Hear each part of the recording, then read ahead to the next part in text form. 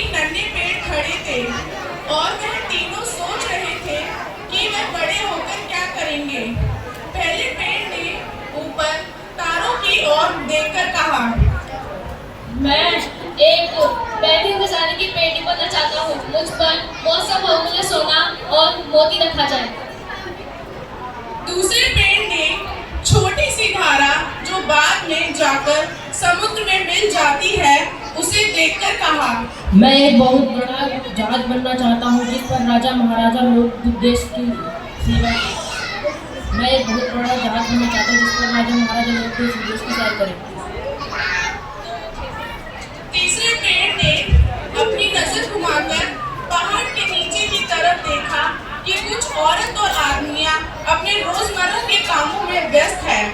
तीसरे पेड़ ने भी अपने आने वाले कल की चाहत को व्यक्त करते हुए कहा, मैं तो इस पहाड़ की चोटी को उसकी चाहत थी कि दुनिया का सबसे विशालकाय पेड़ बनने की। साल बीतते गए, बारिश हुई, सूरज चमका और वे तीनों पेड़ बड़े हो गए।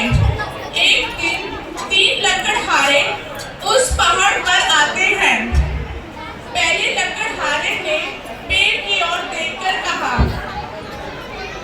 ये पेड़ तो बहुत सुंदर है, ये मेरे काम के लिए अच्छा होगा। इस प्रकार पहला लकड़हारा अपनी चमकती कुल्हाड़ी उठाता है और पहले पेड़ पर चलाकर उसे गिरा देता है। अब तो मैं बैठी खजाने की पेटी बनूंगा। मुझ पर बहुमूल्य सोना रखा जाएगा। दूसरा लकड़हारा दूसरे पेड़ की ओर देखकर कहता है,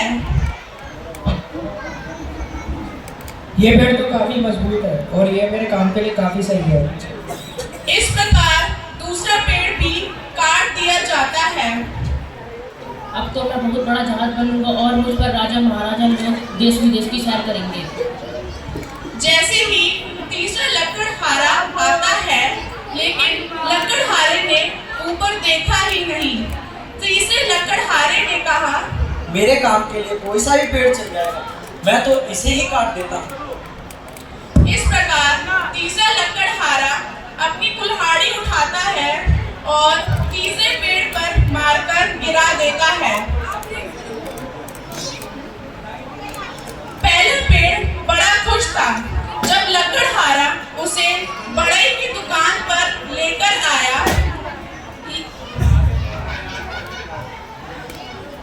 अरे वाह, आज तो मेरा सपना पूरा होने जा रहा है। लेकिन पल भर में उसकी खुशी उदासी में बदल गई, क्योंकि उस पहले पेड़ को जानवरों के खाने के डब्बे में बदल दिया गया। अरे रुको लकड़हारे भाई, ये तुम मुझे क्या बना रहे हो? मैं तो खजाने की पेटी बनना चाहता था, लेकिन तुमने तो जानवरों की खाने की पेटी में बदल दिया। दूसरा पेड़ भी बड़ा खुश था